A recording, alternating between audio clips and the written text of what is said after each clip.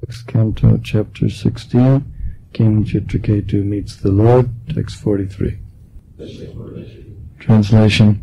My dear Lord, one's occupational duty is instructed in Srimad Bhagavatam and Bhagavad Gita, according to your point of view, which never deviates from the highest goal of life.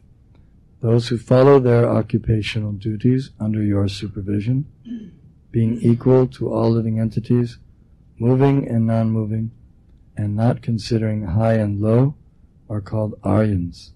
Such Aryans worship you, the Supreme Personality of Godhead. Překlad. Milý pane, Šrimad Bhagavatam a Bhagavad Gita předepisují lidem povinnosti podle tvého stanoviska, které se nikdy neodchyluje od nejvyššího životního cíle. Ti, kdo své předepsané povinnosti plní pod tvým dohledem a staví se stejně ke všem živým bytostem, pohyblivým i nehybným, aniž by rozlišovali mezi vysoko a nízko postavenými, se nazývají Áriové. Tito Áriové uctívají tebe, nejvyšší osobnost božství. Purport by His Divine Grace, A.C. Bhaktivedanta Swami Prabhupada. Bhagavad Dharma and Krishna Katha are identical. Sri Chaitanya Mahaprabhu wanted everyone to become a guru and preach the instructions of Krishna everywhere, from Bhagavad Gita, Srimad Bhagavatam, the Puranas, Vedanta Sutra, and similar Vedic literatures. Aryans, who are advanced in civilization, follow Bhagavata Dharma. Prahlad Maharaj, although merely a child of 5 years, recommended Kaumara Achare Pragyo Dharman Bhagavataniha Durlabham Manusham Janma Tarapya Dhruvam Artadam. Bhagavatam 7:6-1. Prahlad Maharaj preached Bhagavata Dharma among his classmates as soon as an opportunity was afforded by the absence of his teachers from the classroom. He said that from the very beginning of life, from the age of 5, children should be instructed about Bhagavata Dharma because the human form of life, which is very rarely obtained, is meant for understanding this subject. Bhagavata Dharma a Krishna Katha jsou totožné. Šri Chaitanya Mahaprabhu chtěl, aby se každý stal guruem a všude kázal Krishnovi pokyny z Bhagavad Gity, Srimad Bhagavatamu, Purán, Vedanta Sutry a podobných védských textů. Áriové, kteří jsou civilizačně pokročilí, následují Bhagavata Dharmu. Prahlad Maharaj, přestože byl jen 5letým dítětem, doporučoval Kaumara a Charit Pragyo Dharman Bhagavataniha Dulabham Manushan Janmatat Adhruvam Arthadam 761. Prahlad Maharaj kázal Bhagavata Dharmu mezi svými spolužáky, kdykoliv se naskytla příležitost a učitelé nebyli ve třídě. Řekl, že děti se mají učit o Bhagavata Dharmě od samotného začátku života, od 5 let, protože lidská podoba, kterou je velice vzácné získat, je určená právě pro pochopení tohoto tématu. Bhagavata Dharma means living according to the instructions of the Supreme Personality of Godhead. In Bhagavad Gita we find that the Supreme Lord has arranged human society in 4 social divisions, namely Brahmana, Kshatriya, Vaishya, and Shudra. Again, the Puranas and other Vedic literatures set forth 4 ashramas, which are the divisions of spiritual life. Therefore, Bhagavata Dharma means the Varnashrama Dharma of the 4 social and 4 spiritual divisions.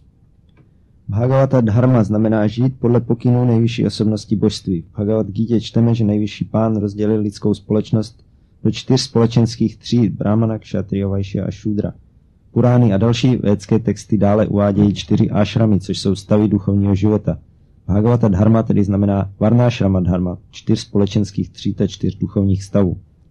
The members of human society who strictly follow the principles of Bhagavata Dharma and live according to the instructions of the Supreme Personality of Godhead are called Aryans or Arya. A civilization of Aryans who strictly follow the instructions of the Lord and never deviate from those instructions is perfect. Such civilized men do not discriminate between trees, animals, human beings, and other living entities. Pandita Samadarshanaha. Because they are completely educated in Krishna consciousness, they see all living beings equally. Aryans do not kill even a small plant unnecessarily, not to speak of cutting trees for sense gratification. At the present moment, throughout the world, killing is prominent. Men are killing trees, they are killing animals, and they are killing other human beings also, all for sense gratification. This is not an Aryan civilization, as stated here. Sthirachara sattva kandambeshu apritak dhyaha. The word apritak dhyaha indicates that Aryans do not distinguish between lower and higher grades of life. All life should be protected. All living beings have a right to live, even the trees and plants. This is the basic principle of an Aryan civilization. Apart from the lower living entities, those who have come to the platform of human civilization should be divided into a society of Brahmanas, Kshatriyas, Vaishyas, and Shudras. The Brahmanas should follow the instructions of the Supreme Personality of Godhead, as stated in Bhagavad Gita and other Vedic literatures. The criterion must be guna and karma. In other words, one should acquire the qualities of a Brahmana, Kshatriya, Vaishya, or Shudra, and act accordingly. This is the civilization accepted by the Aryans. Why do they accept it? They accept it because they are very much eager to satisfy Krishna. This is perfect civilization. Členové lidské společnosti, kteří striktně dodržují zásady Bhagavata dharmy a žijí podle pokynu nejvyšší osobnosti božství, se nazývají Áriové, Arya. Civilizace Áriů, jež se striktně řídí pánovými pokyny a nikdy se od nich neodchýlí, je dokonalá. Tito civilizovaní lidé nerozlišují mezi stromy, zvířaty, lidmi a dalšími živými bytostmi, pandita, samadarshinaha. Díky svému úplnému vzdělání ve vědomí Krišny hledí na všechny živé bytosti stejně. Áriové zbytečně nezabíjí ani malou rostlinu, nemluví o kácení stromů pro smyslový požitek. V současné době je zabíjení běžné na celém světě. Lidé zabíjejí stromy, zvířata i jiné lidské bytosti, a to vše pro uspokojení smyslu. To není civilizace Áriů. Jak je uvedeno zde Sthirachara sattva kadambeshu apritak dhyaha. Slovo apritak dhyaha vyjadřuje, že Áriové nerozlišují mezi nižší a vyšší úrovní života. Veškerý život je třeba chránit. Právo žít mají všechny živé bytosti i stromy a rostliny. To je základní princip civilizace Áriů. Když ponecháme stranou nižší živé bytosti, tak ti, kdo dospěli na úroveň lidské civilizace, mají být rozděleni do společnosti Brahmanů, Kšátriů, Vajšů a Šúdrů. Brahmanové se mají řídit pokyny nejvyšší osobnosti božství, jak je uvádí Bhagavad Gita a další védské texty. Měřítkem musí být guna a karma. To znamená, že člověk má nabít vlastností Brahmany, Kšátry, Vajši či Šúdry a jednat podle toho. To je civilizace, kterou přijímají Áriové. A proč ji přijímají? Protože si dychtivě přejí uspokojit Krišnu. Tato civilizace je dokonalá. Aryans do not deviate from the instructions of Krishna, nor do they have doubts about Krishna. But non-Aryans and other demoniac people fail to follow the instructions of Bhagavad Gita and Srimad Bhagavatam. This is because they have been trained in sense gratification at the cost of all other living entities. Nunam pramata kurute vikarma. Their only business is to indulge in all kinds of forbidden activities for sense gratification. Yad indriya pritaya apanoti. They deviate in this way because they want to gratify their senses. They have no other occupation or ambition. Their method of civilization is condemned in the previous verse. Kakshemo nijaparayo kiyan varta svapara druha dharmena. What is the meaning of a civilization that kills oneself and others? Áriové se neodchylují od Krišnových pokynů a nemají o Krišnovi žádné pochybnosti. Ale ti, kdo nejsou Áriové a další démonští lidé, nejsou schopni pokyny Bhagavad Gity a Srimad Bhagavatamu následovat. Je tomu tak proto, že byli vychováni ke smyslovému požitku na úkor všech ostatních živých bytostí. Nunan pramatah kurute vikarma. Jejich jedinou starostí je věnovat se všemožným zakázaným činnostem určeným k uspokojování smyslu. Yat indriya pritaya aprinoti. Tímto způsobem se ocitají na cestí, protože chtějí zajistit požitek svým smyslům. Nemají žádné jiné zaměstnání nebo cíl. Jejich formu civilizace odsuzuje předcházející verš Kakshemo nijaparayo kyan vartha svapara druha dharmena. Jaký význam má civilizace, která ničí tebe i ostatní? This verse therefore advises that everyone become a member of the Aryan civilization and accept the instructions of the Supreme Personality of Godhead. One should conduct his social, political, and religious affairs according to his instructions. We are spreading the Krishna consciousness movement to try to establish a society the way that Krishna wants it. This is the meaning of Krishna consciousness. We are therefore presenting Bhagavad Gita as it is and kicking out all kinds of mental concoction. Fools and rascals interpret Bhagavad Gita in their own way. When Krishna says, Mamana bhava mad bhakto madhyaji mam namaskuru, always think of me, become my devotee, worship me and offer your homage unto me, they comment that it is not to Krishna to whom we must surrender. Thus they derive imaginary meanings from Bhagavad Gita. The Krishna consciousness movement, however, strictly follows Bhagavata Dharma, the instructions of Bhagavad Gita and Srimad Bhagavatam, for the complete welfare of human society. One who misinterprets Bhagavad Gita, twisting out some meaning for his sense gratification, is a non-Aryan. Therefore, commentaries on Bhagavad Gita by such persons should be immediately rejected. One should try to follow Bhagavad Gita as it is. In Bhagavad Gita 12:6-7, Lord Shri Krishna says, Ye tu sarvani karamani mai sanyasya matparaha ananyenaiva yogena mam dhyayanta upasate teshamaham samudharata mrityu samsara sagarat bhavani na chirat partha maya veshita chetasam. For one who worships me, giving up all his activities unto me, and being devoted to me without deviation, engaged in devotional service, and always meditating upon me, who has fixed his mind upon me, O son of Partha, O son of Prita, for him I am the swift deliverer from the ocean of birth and death. Tento verš proto doporučuje, aby se každý stal členem civilizace Áriů a přijal pokyny nejvyšší osobnosti božství. Člověk má řídit své společenské, politické a náboženské jednání podle pokynů Pána. My šíříme hnutí pro vědomí Krišny ve snaze ustanovit společnost tak, jak si to Krišna představuje. To je smysl vědomí Krišny. Podáváme proto Bhagavad Gitu takovou, jaká je, a nekompromisně odstraňujeme všechny možné mentální výmysly. Hlupáci a darebáci interpretují Bhagavad Gitu podle svého.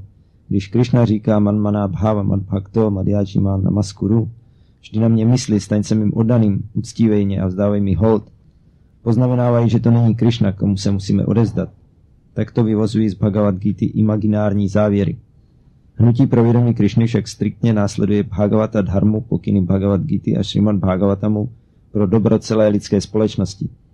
Ten, kdo nesprávně vykládá Bhagavad Gitu a překrucováním jí dává nějaký jiný význam pro svůj vlastní smyslový požitek, není Arya.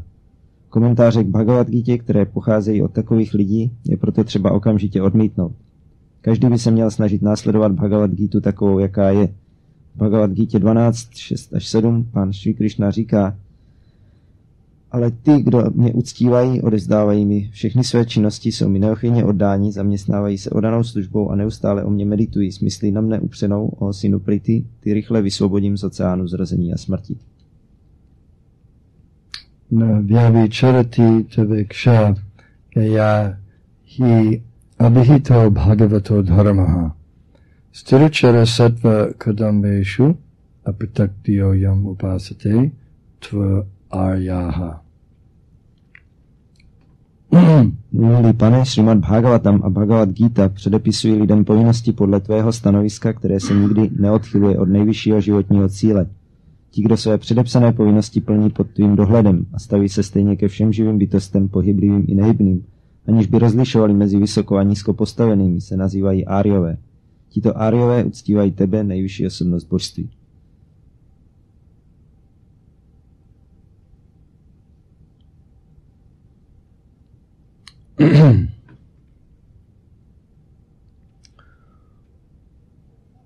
Well, this is a description of the Aryan civilization. Takže toto je popis civilizace Áriů. Not as some people misunderstood the Aryan civilization. Ne, jak si někteří lidé špatně vykládají civilizaci Áriů. Some people thought that the Aryans were a group of people who had certain color hair and certain color eyes and certain color skin. Někteří lidé si myslí, že Áryové byla taková skupina lidí, kteří měli určitou barvu vlasů a očí a kůže. But that is not the definition of Arya.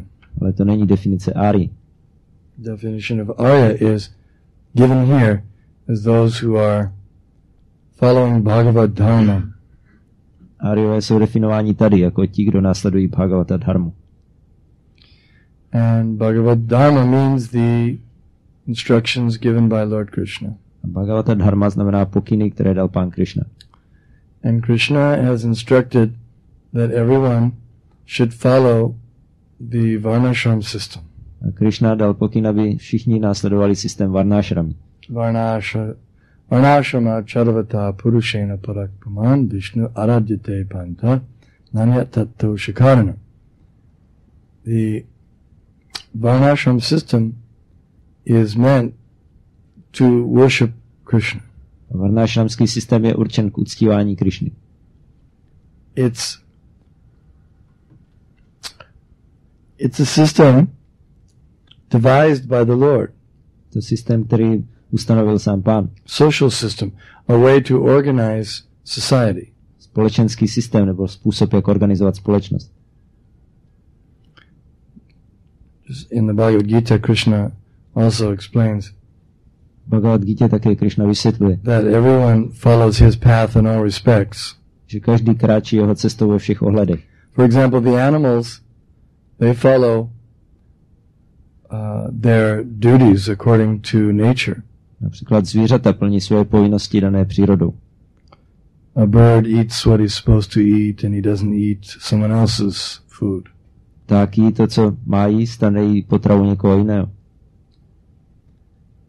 But the humans, they are also advised, but because they're grown up in a sense. The humans are like, the animals and the plants are like little children. Ale v jednom smyslu lidé jsou jako dospělí, zatímco rostliny a zvířata jsou jako malé děti. So they're forced very carefully by nature. Takže zvířata, rostliny, ty příroda velice pečlivě nutí k tomu, co mají dělat. When the living entities grow up and they become humans, then they're supposed to follow instructions by hearing. Ale když živé bytosti vyrostou a stanou se z nich lidé, tak se od nich očekává, že budou následovat pokyny na základě toho, že je uslyší. And they have a more important responsibility, and that is, as described here, Dharman Bhagavatani Ha. They're supposed to understand this Bhagavad Dharma. A mají takovou důležitější zodpovědnost, jak je řečeno tady, že mají porozumět Bhagavata dharmě. They're supposed to understand. Měli by tomu porozumět. What is the nature of the soul? What is the nature of the Supreme Personality of Godhead? Jaká je povaha duše a povaha nejvyšší osobnosti božství. So the Krishna consciousness movement is Bhagavad Dharma. A hnutí pro vědomí Krishny je Bhagavata dharma. Therefore we cannot reject the Varnashram system. Takže nemůžeme odmítnout varnášramský systém. Varnashram system is not very popular amongst the non-devotees. Varnášramský systém není moc populární mezi neoddanými. Why? Proč? Because it makes some distinctions. Protože dělá rozdíly. There are some divisions given in the Varnashram system. Je určité rozdělení ve varnášramském systému. Brahmanas, Kshatriyas, Vaishyas and Shudras, and each one is given particular guidelines. Brahmana, Kshatriya, Vaishya, Shudra a každý má určité principy, podle kterých má jednat. Although it doesn't make very much sense that they're opposed to this system, because they also have divisions. They have lawyers, they have doctors, they have laborers. Když to nedává moc smysl, proč se proti tomu systému staví, protože oni taky mají doktory a právníky a dělníky.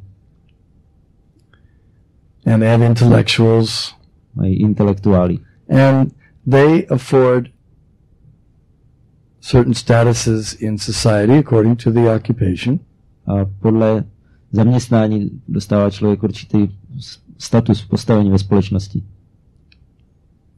Just like if someone has a doctorate or a PhD, then he's given respect. Jako když někdo má doktorát, tak sklízí úctu. Everyone says this is Dr. such and such. Immediately, just by the title, people show some respect that he's a learned man. Když se řeknete doktor ten a ten, tak jenom když lidé slyší ten titul, tak už mu projeví nějakou úctu, že je učený.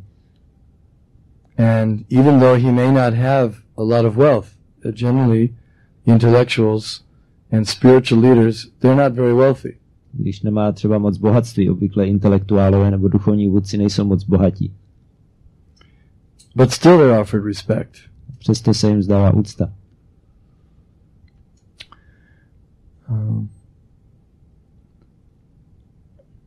However, the so-called intellectuals and spiritual leaders of today are not up to the standard of Bhagavad Dharma. Ale takzvaní intelektuálové a duchovní vůdci dnešní doby nedosahují standardu Bhagavata dharmy. In other words, they have the idea of that intellectuals and spiritual leaders should be honored, but because they are not properly situated in Bhagavad Dharma, they don't know what the qualifications are. Takže je tady představa, že by se měla projevovat úcta intelektuálům a duchovním vůdcům, ale jelikož oni nejsou náležitě umístěni v systému Bhagavata dharmy, tak se neví, jaké by měly mít kvalifikace. For example, scientists are considered very intelligent. Například vědci jsou považováni za velice inteligentní. But the scientists of today, they don't even know who they are. They don't even know what life is. Ale vědci dnešní doby nevědí ani, kdo jsou oni sami a nevědí, co je život. They're speaking about molecules and atoms, but they don't even know what the living entity is. Mluví o molekulách a o atomech, ale nevědí ani, co je živá bytost. They're saying that the beginning of the universe was just there was an explosion. Říkají, že na počátku vesmíru byla nějaká exploze. Life comes from matter. Že život pochází z hmoty. Well, these things are all incorrect. Tyhle věci vůbec nejsou správné. Every single thing they say is incorrect. Každá věc, kterou říkají, tak není správná. It's not science. To není věda. So in other words, we have respect for intellectuals and spiritual persons. Jinými slovy, my máme úctu k intelektuálům a duchovním osobám. But we don't know what the real spiritual knowledge is. Ale nevíme, co skutečné duchovní poznání je.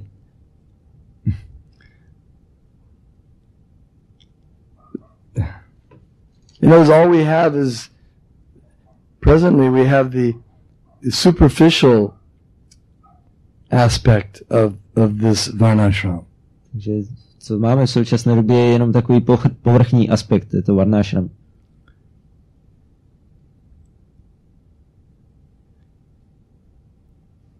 Even in India, you also have another superficial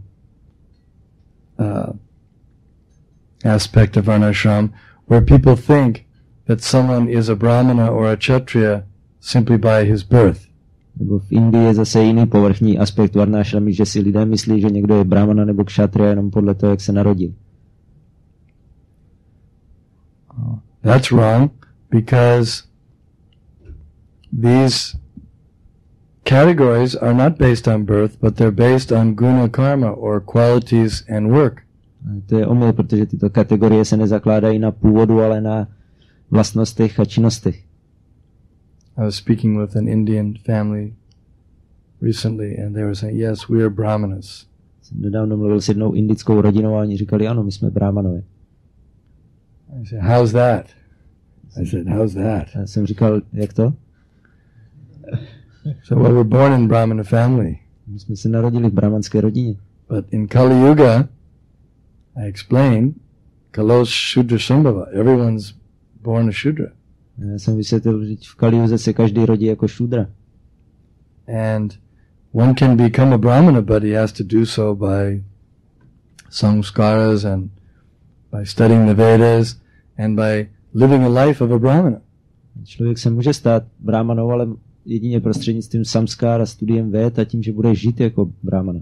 And Brahmanas engage in certain occupations such as yajana, dana patigraha, study of the Vedas. A brahmanové dělají určité činnosti, jako je studium Véd. Patana patana means they study the Vedas and they teach others.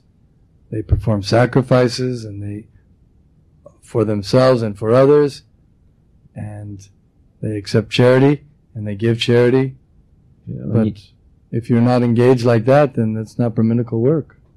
Oni studují Védy a učí Védy a provádějí oběti pro sebe a pro druhé a přijímají milodary, dávají milodary, ale pokud tohle neděláte, tak neděláte brahmanské činnosti.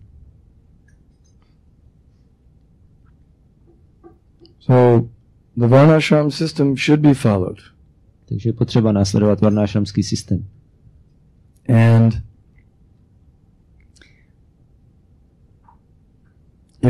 if it's followed, then gradually the society will come to the point of pure devotional service. A pokud se následuje, tak postupně dojde společnost na úroveň čisté oddané služby. Because when people identify themselves with the body, then it's not possible for them to understand transcendental knowledge. Protože pokud se lidé stotožňují se svým tělem, tak není možné, aby chápali transcendentální poznání. So varnashram is for those who are identifying themselves with the body. Varnashrama je pro ty, kdo se stotožňují s tělem. Krishna was speaking to Arjuna. He was preaching to him in different ways. Krishna různými způsoby kázal Arjunovi. Sometimes he explained that you're not the body, you're spirit soul. Někdy mu vysvětloval, ty nejsi tělo, jsi duše. And then sometimes he said, because you're a kshatriya, you have to perform your duty. A jindy mu zase říkal, jsi kshatriya, tak musíš dělat svoji povinnost. So that means that as long as we're in the bodily conception of life, we have duties according to that body. Znamená, dokud máme tělesné pojetí života, tak máme povinnosti odpovídající tomuto tělu. And if you have the body of a brahmana, then you have to follow the duties of a brahmana. A když má někdo tělo brahmany, tak musí plnit povinnosti brahmany. And if you, for example, if you want to be a kshatriya, means a warrior or an administrator, then you have to follow certain guidelines. A když někdo chce být kshatriya, to znamená válečník nebo vládce, tak se zase musí řídit určitými principy. For example, if someone wants to be a kshatriya, he wants to be the king, let's say. Řekněme, někdo chce být králem. So then, what are the qualities of a kshatriya? Tak jaké jsou vlastnosti kshatri? Tejo, Shoryam, he's got to be very powerful, he's got to be very courageous. Musí být velice mocný a odvážný.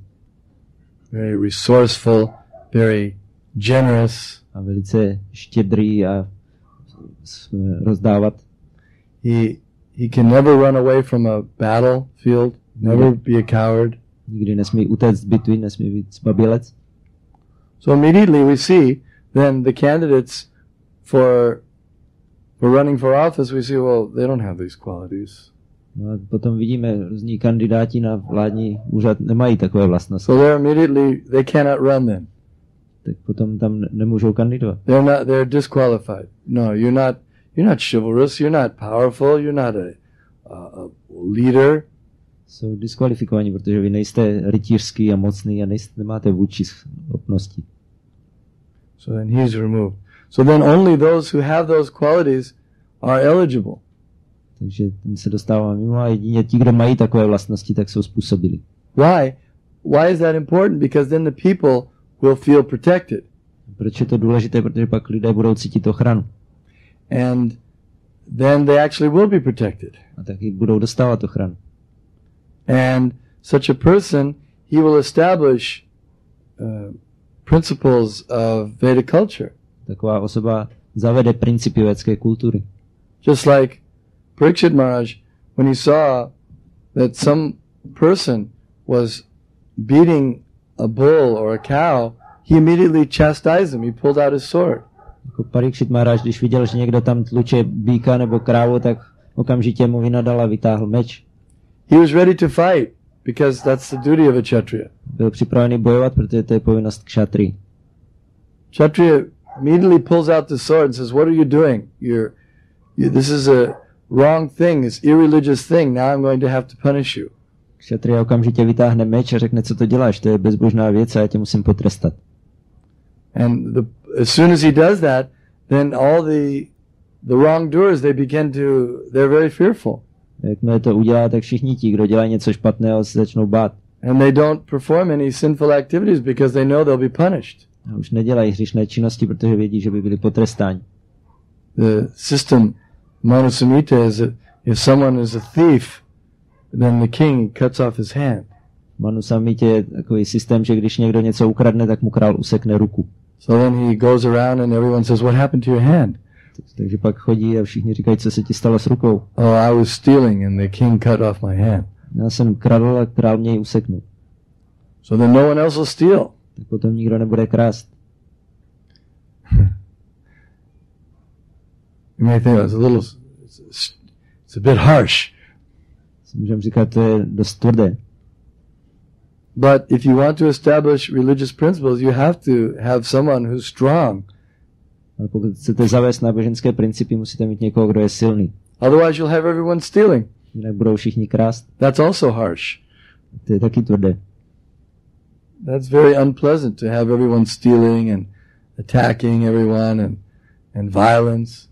To je dost nepříjemné, když všichni kradou a napadají jeden druhého a dochází k násilí. So many innocent people are being harshly beaten and their property stolen. Better to have the king or the government chastise the wrongdoers harshly. Tolik nevinných lidí je tvrdě stlučeno nebo okradeno a tak lepší, když tvrdě vláda trestá ty, kdo dělají takové špatné věci. Nowadays we have someone, he goes out and murders people and then they go to court and they argue and finally he gets off with no punishment. Jako v dnešní době se stává, někdo chodí a zabíjí lidi a pak se to dostane k soudu a tam to projednávají a nakonec ho propustí bez trestu.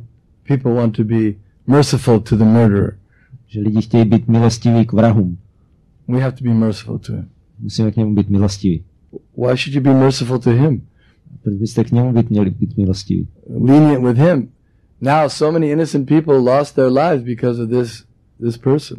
Schovívali k němu. Tolik nevinných lidí přišlo o život kvůli němu. Better to be merciful to the innocent people by chastising this one. Tak je lepší být milostivý k nevinným lidem a tohle potrestat.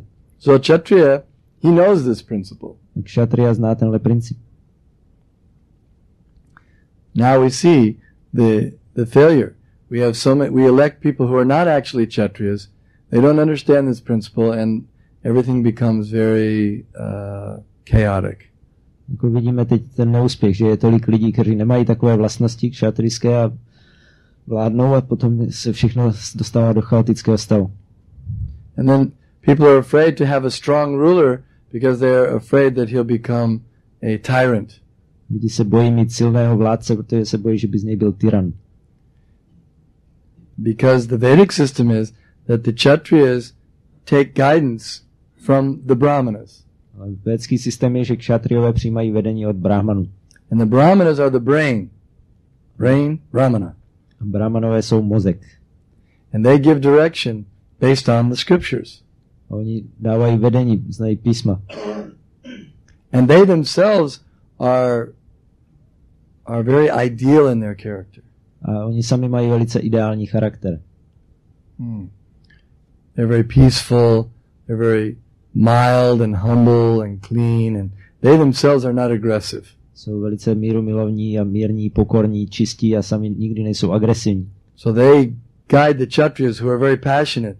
Kshatriyas need to be guided. Takže dávají vedení k kšatriům, kteří jsou velice vášniví a potřebují vedení.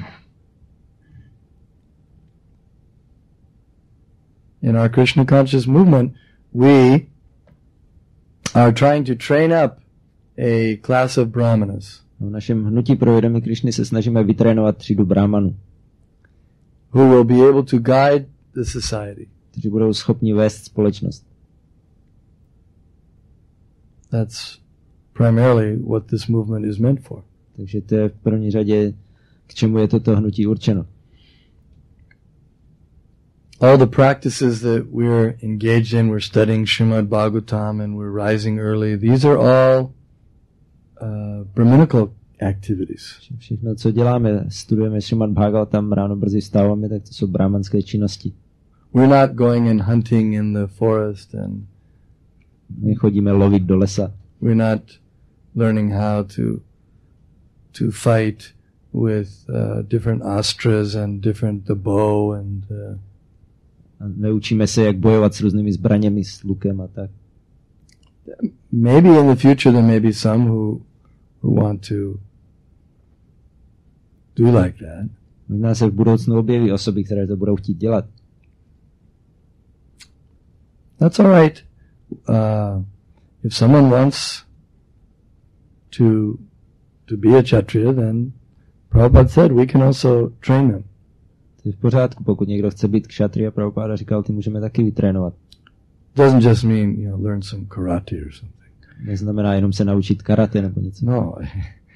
He has to be willing to sacrifice his life at every moment for dharma, for this Bhagavad dharma.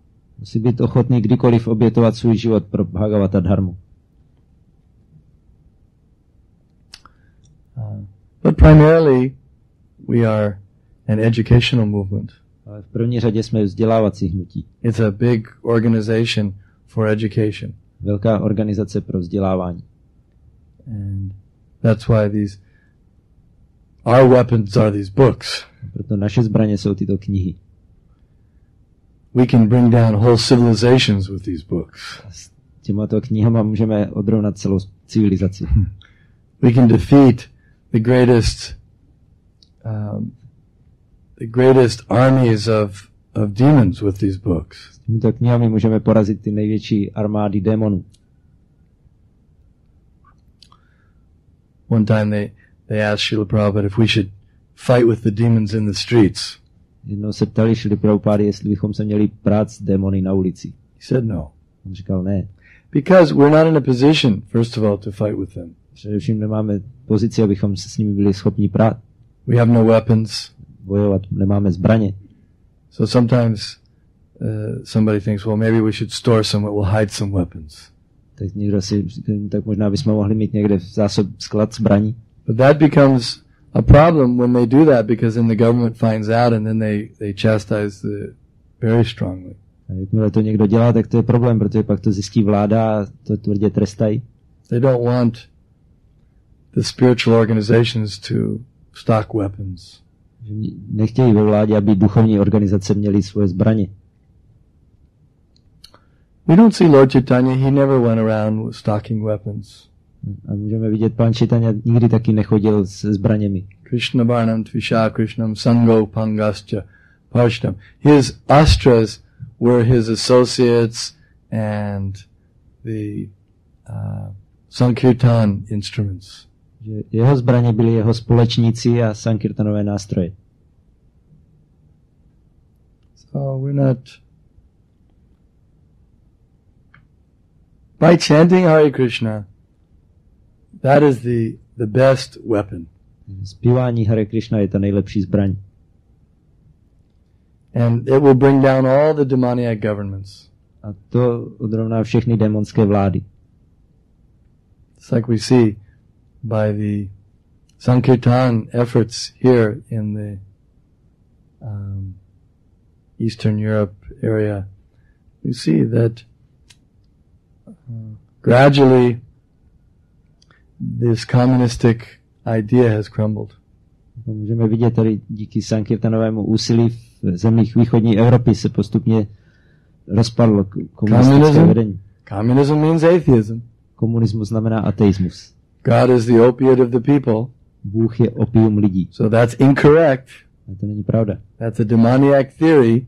To je démonská teorie. And so it's becoming defeated now.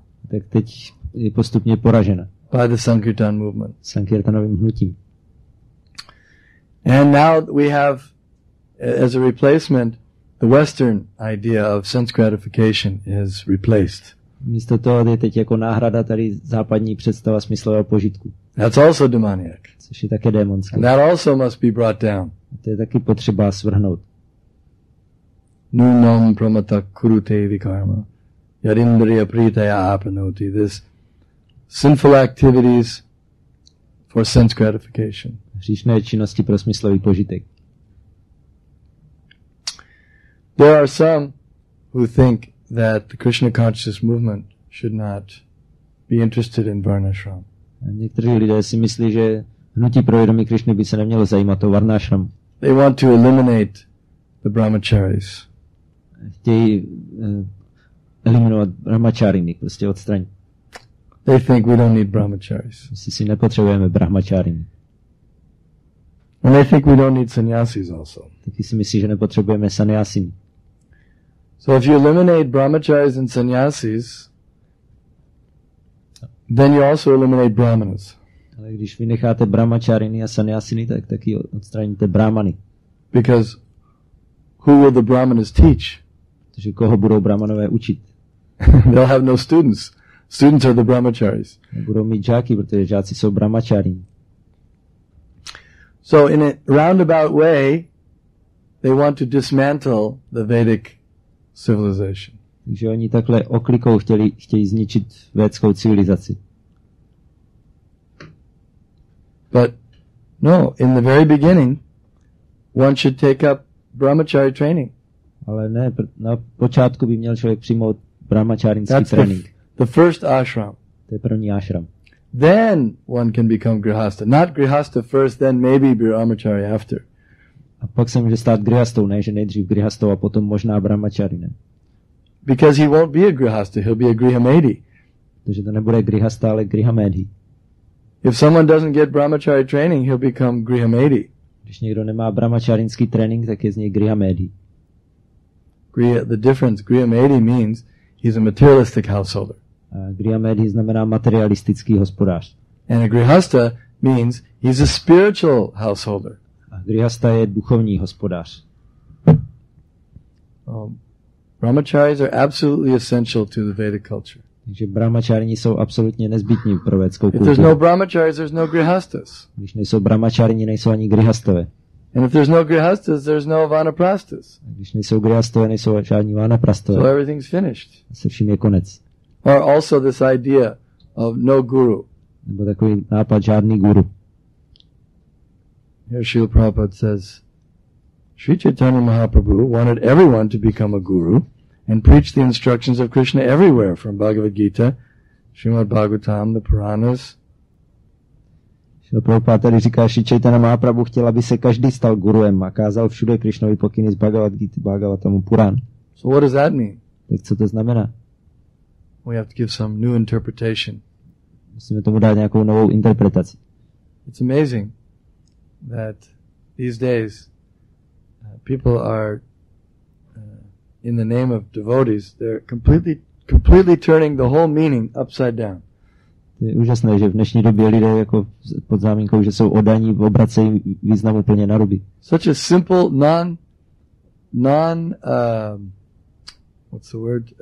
duplicitous statement.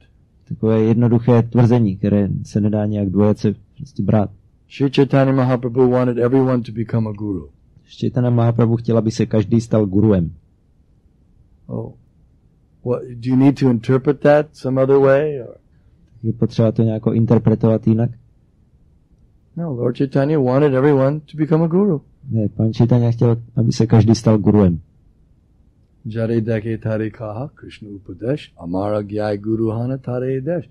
He wanted everyone to become a guru and preach the message of Bhagavad Gita and Srimad Bhagavatam. Chtěl, aby se každý stal guruem a kázal poselství Bhagavad Gita a Srimad Bhagavatam. And what does it mean if you preach Bhagavad Gita and Srimad Bhagavatam? A co to znamená, když kážete Bhagavad Gita a Srimad Bhagavatam? Who do you preach to? Tak komu kážete? Stones? Kamenům? You think you should preach to stones? Myslíte, že byste měli kázat kamenům? How about to just the air? Nebo vzduchu? What should you preach to? Tak čemu byste měli kázat? Anyone have any idea what they should preach to? Má někdo nápad, k čemu by se mělo kázat? Anyone? Někdo? Nápad? People. Lidem. Yes. Should preach to.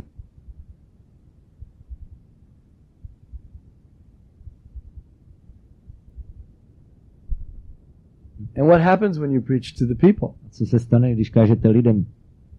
What are the people supposed to do when they hear from you? Co by lidi měli dělat, když od vás budou naslouchat? They're supposed to listen. Měli by poslouchat. And if they listen, a když poslouchají and they follow, a následují, then they become disciples. Tak to se z nich stávají žáci. Isn't that the definition of a disciple? One who listens and one who follows. Není to definice žáka, ten, kdo poslouchá a následuje. So what happens then?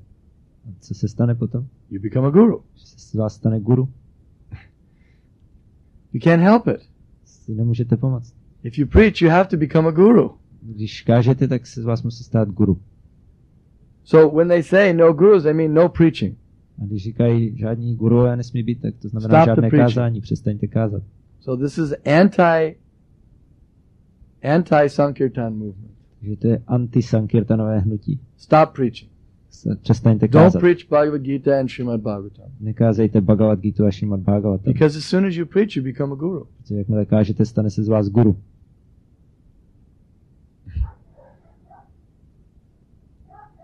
So it's quite astounding that these philosophies are being presented. Takže to je dost překvapující, že se takovéhle filozofie objevují. Completely opposite of what we're being taught by the scriptures and by Srila Prabhupada. Pravý opak toho, co nás učí písma Srila Prabhupada.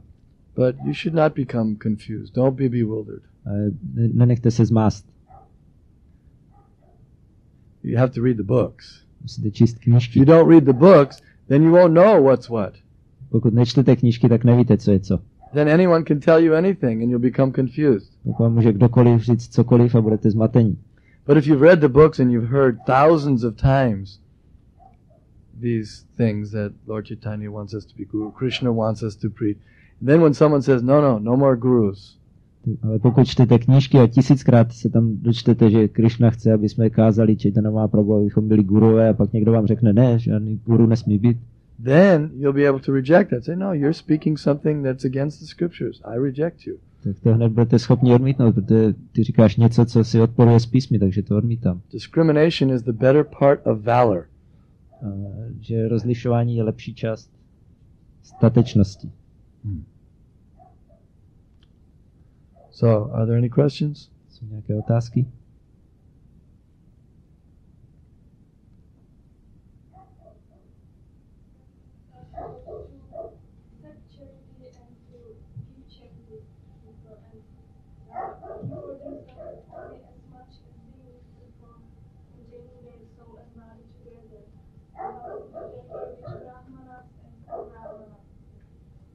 What's that? Why were there rich brahmanas and poor brahmanas?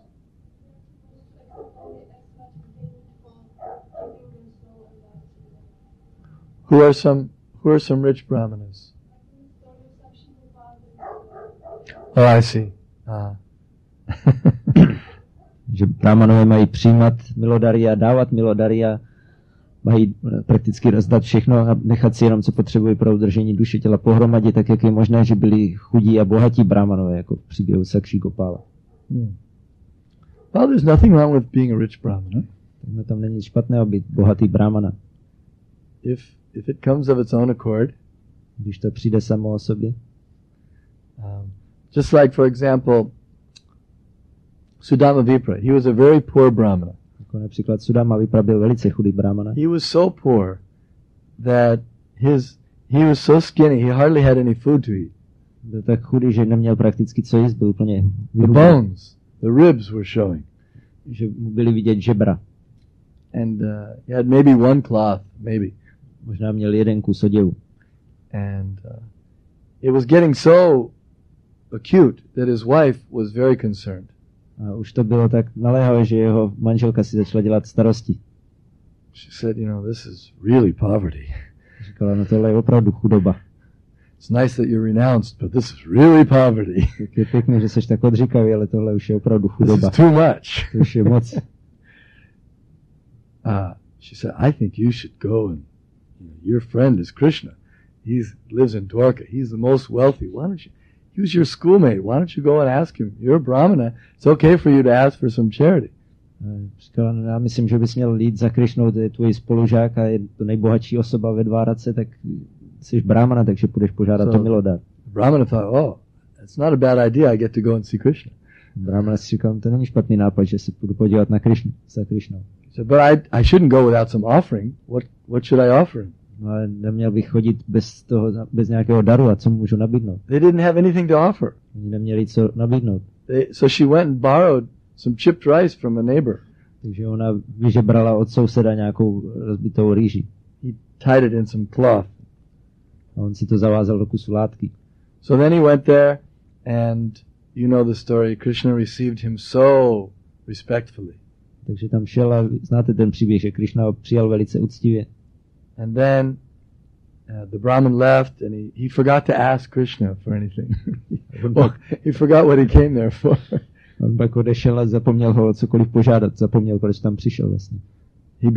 He was just so excited to see Krishna, he forgot that he was supposed to ask for something. Byl tak zrušený, že vidí Krishnu, že zapomněl o něco požádat. But when he got to his house, he didn't see that little shack there. A když přišel ke svému domu, tak už tam neviděl nějakou tu malou chatrč. He saw a beautiful palace like Indra's palace. A viděl tam krásný palác, jako má Indra. With all kinds of opulence and jewels and servants and Se všem možným bohatstvím a drahokami a služebníky. And then he accepted that also. Oh, Krishna arranged for me to have the palace. Okay, I'll use it. Krishna's service. Tak to taky přijal. Dobře, tak Krishna zařídil, že budu mít palác, tak to použiju ke službě Krishnovi. So the day before he was a very poor brahmana, and then the day after he was a very wealthy brahmana. Takže jeden den byl velice chudý brahmana a den na to byl velice bohatý brahmana. So a Vaishnava, a brahmana who's a devotee of Krishna, he's called a Vaishnava. Že brahmana, který je oddaným Krishny, se nazývá Vaishnava. So Vaishnava may be poor, he may be rich, it doesn't matter. Vaishnava může být chudý nebo bohatý, na tom nezáleží. Because if he's rich, he doesn't think it's mine, he uses it all for Krishna. To je, když je bohatý, tak si nemyslí, že to je všechno moje, ale všechno používá pro Krishnu. So there's no difference.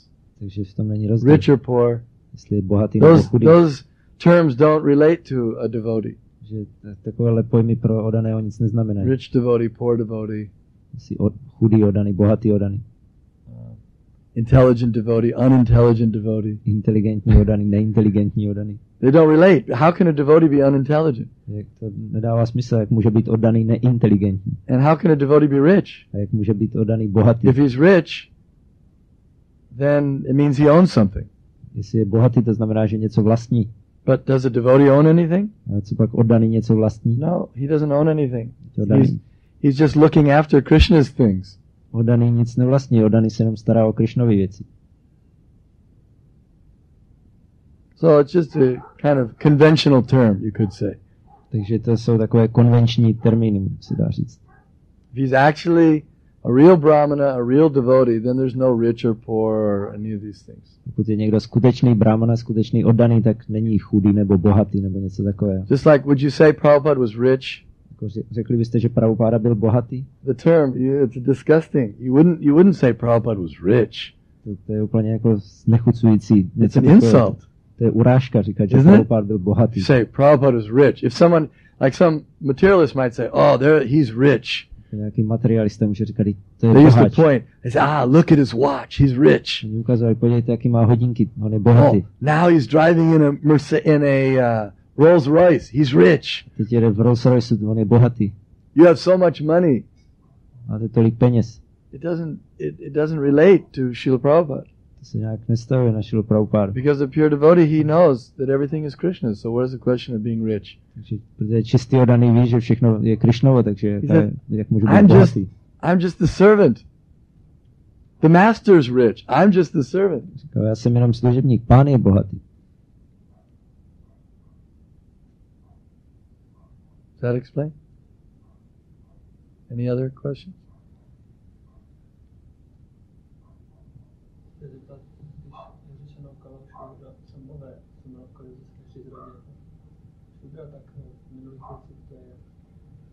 It is said that in Kali Yuga everyone is born as Shudra. How is it in the other ages? In the other ages, they perform the sanskaras, and the parents are pure. And then, by Garbhadang Samskara, one can actually, the birth can be considered Brahman by birth. V jiných věcích se dělají samskáry a rodiče jsou čistí, takže když projedou Garbhodana samskáru, tak se dá říct, že ta osoba se narodila jako brahmana. In other words, the soul that has come is a soul that is already qualified. Protože ta duše, která přijde, už je kvalifikovaná. He's not a Shudra. He is qualified up to the Brahminical status in his previous life. Je kvalifikovaná na úroveň brahmany z minulého života. And in that environment, in that pure environment, he will just continue his Brahminical activities. Potom v takovém čistém prostředí jenom bude pokračovat se svými brahmanskými činnostmi. Still, he needs further training. It's not that as soon as he's born, he can perform sacrifices. But the point is, he's purer than others. He's more elevated than others. Že pořád potřebuje trénink, neznamená, když se narodí, že hned může dělat oběti, ale je čistější než ostatní, pokročilejší. Prabhupada made the distinction that in Kali Yuga no one follows the Garbhadang Samskara, therefore no one can claim to be Brahmana by birth. Prabhupada říkal, že v Kali Yuze nikdo nedělá Garbhodana samskaru, takže se o nikom nedá říct, že se narodil jako brahmana.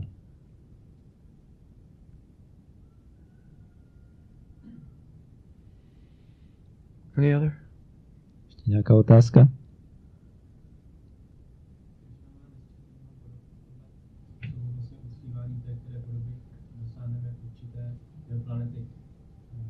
Je ale řečeno, že každá živá bytost už má svůj konstituční pozici v tom duchovním světě, vlastně než jsem přišla ten vztah.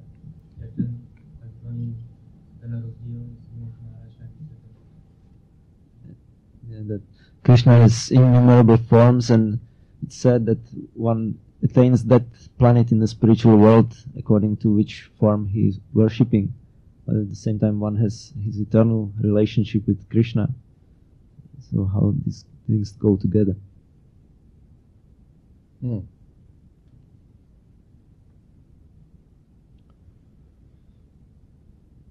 So you mean that now we're worshipping in our non-liberated state. Myslíš, teď uctíváme ve neosvobozeném stavu. So how does that affect our relationship when we're in the liberated state? A jak to ovlivní náš vztah, když budeme v osvobozeném stavu? Like that. Tak Is that your question? Put in other words? Když se řekne jinými slovy ta otázka.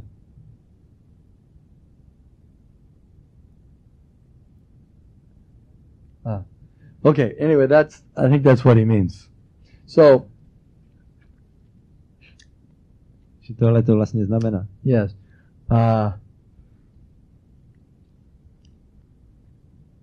When one comes to the spiritual world, there's freedom of movement there.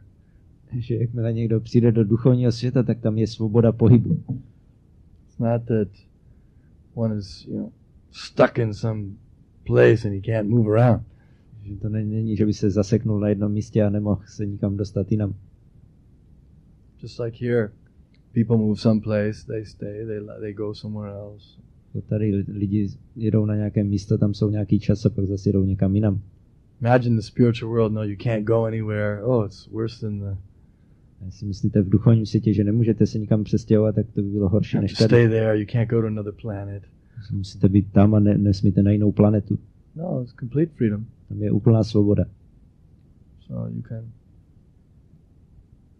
can go to a particular, you can go to one planet, then you can go to another planet. Můžete jít na jednu planetu a pak na jinou planetu. You can go to many planets. Na mnoho planet můžete jít.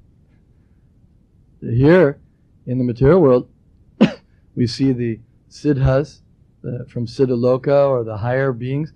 They travel around to all different planets.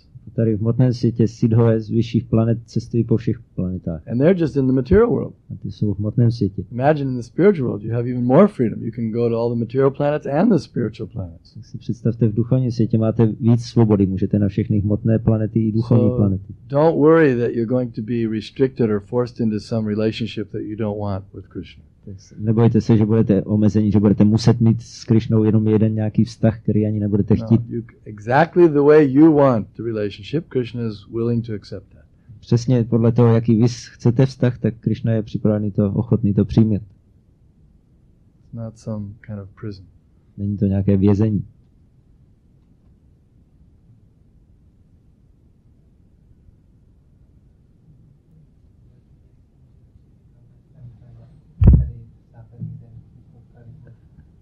To which extent can Varnashrama Dharma spread in these Western countries now in Kali Yuga? Well, it is Kali Yuga, and so it's difficult to reestablish. Je Kali Yuga, takže je těžké to zase ustanovit. Lord Chaitanya even said, "Eho Bahyo," that this Varnashram, it's difficult to reestablish in Kali Yuga. Pán Chaitanya má pravdu, že vlastně je těžké v Kali Yuze ustanovit tuhle. Therefore, that's not our main consideration. Takže to není náš hlavní cíl. It's not that we meet someone and say, become a brahmana. Nebo naše hlavní kritérium nepotřebujeme, aby někdo říkal, ty se staň brahmanou. Or, become a kshatriya. Nebo se staň kshatriyou. Or become a brahmachari. Nebo se staň brahmacharinem. No, we say, chant Hare Krishna. Říkáme, zpívej Hare Krishna. And that's what Lord Chaitanya said, that teach people the chanting of the holy names. That's the only thing that will be effective in this age. A to říkal pán Chaitanya, učte lidi zpívat svaté jméno, to je jediné, co bude účinkovat v tomhle věku. Now, if people chant Hare Krishna, then you can introduce Varnashram very easily. Ale když budou lidi zpívat Hare Krishna, tak se dá zavést Varnashrama velice snadno. Because they'll become elevated and purified, and then it will be easy for someone to take the duty of a brahmana, someone to take the duty of a kshatriya. Takže pak budou lidé očištění a pokročilí a bude pro ně snadné někdo, aby měl povinnosti, přijal povinnosti brahmany, někdo kshatri. And there will not be exploitation. Aby nedocházelo k The hearts will vykořisťování. become pure. See, with people have impure hearts, Varnashram doesn't work very well. Pokud lidé mají nečisté srdce, tak Varnashrama nefunguje moc dobře. Because then the brahmana, you see what happens. Then the brahmanas, they become very proud. We're brahmanas, and they discriminate against all the others. Potom brahmanové spichnou a rozlišují, jako diskriminují ostatní. But if people become devotees, then you can, that's what Prabhupada did. First he made devotees. Yena tena bhakadena manat krishnena vesha. Rupa Goswami said, first make them devotees, then you can introduce all the rules and regulations later. To dělal Prabhupada a to taky říkal Rupa Goswami, nejdřív udělejte z lidí oddané a pak se dají zavádět postupně další pravidla a usměrnění. So that's our program, is to make people devotees first. Takže to je náš program, nejdřív dělat z lidí oddané.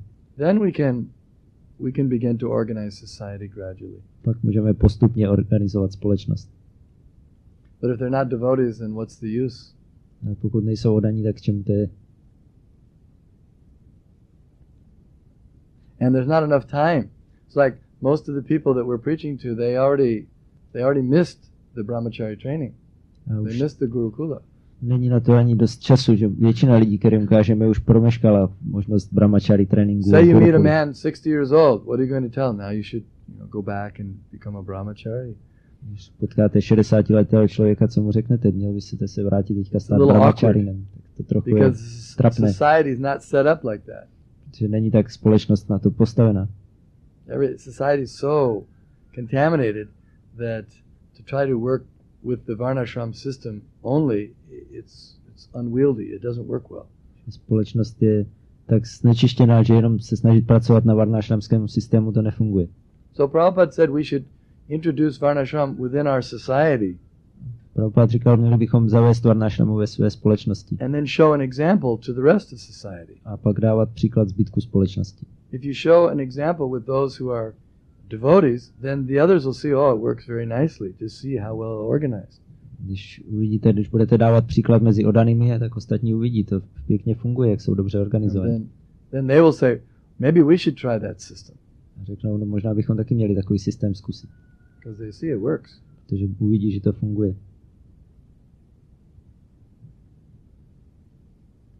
Any other? Ještě něco?